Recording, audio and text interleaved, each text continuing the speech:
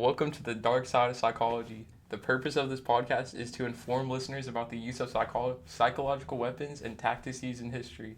Thank you for listening to this month's episode about Unit 731. A special thanks to Silver Sky Woodworking for their support of our channel. Without them, it would be impossible to record this.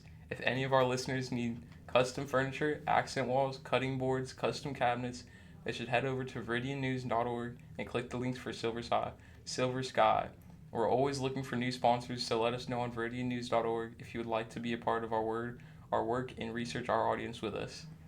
This week's episode is about the experiments that went on in Japanese prisons and specifically the Unit 731. This prison was near Harbin in Japanese-occupied Manchuria and was used from 1936 to 1945. These experiments consisted of giving people anthrax and many other diseases and testing the effects they had on prisoners of war. The prisoners usually did not survive the experiments and were usually experimented on again if they survived. General Shiro Ishii led Unit 731 and over 300,000 prisoners were used in experiments. The facility that held Unit 731 was disguised as a water purification facility and was hidden from the public until 1988. The United States also decided to keep hiding until Unit 731, even after the war, and destroyed most of the evidence. All of the prisoners who had a connection to Unit 731 or the prison in general were killed and cremated along with the destruction of the facility near the end of the war. These experiments are widely regarded as some of the worst and most cruel experiments in history due to the use of many biological and chemical weapons that had terrible effects on humans. These experiments are regarded as some of the worst things to come from World War II. Many diseases and weapons were founded then and still being dealt with and fought today.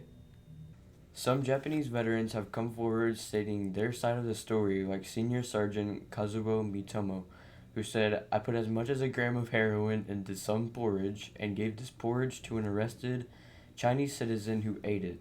About 20 minutes later, he lost consciousness and remained in that state until he died 15 to 16 hours later. We knew that such a some of the prisoners I experimented 5 to 6 times, testing the action of Korean bindweed, bacterial experiments that no more could be performed on him. And Matsui ordered me to kill that Russian by giving him an injection of potassium cyanide. After the injection, the man died at once. Bodies were buried in the unit's cattle cemetery." Another officer states that there was a prison break at some time, saying, "A prison break in the autumn of 1934 which jeopardized the facility's secrecy, and an explosion in 1935, believed to be sabotaged, led Ishii to shut down Zongma Fortress. He then received authorization to move to Pingfang, approximately 24 kilometers south of Harbin, to set up a new, much larger facility." Thank you for listening to the dark side of psychology. This topic is very detailed and includes many details that we could not put in this episode alone. Tune in next time to learn about the Milgram experiments. Stay psyched. That was so psyched. No way.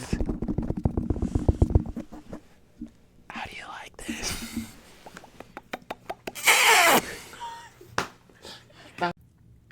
This week's episode is about the experiments that went on in Japan. Japan. Some Japanese veterans have come forward stating their side of the story, like Senior Sergeant Kazuo Mitomo, who said, "I put as much as a gram of heroin into someone's porridge."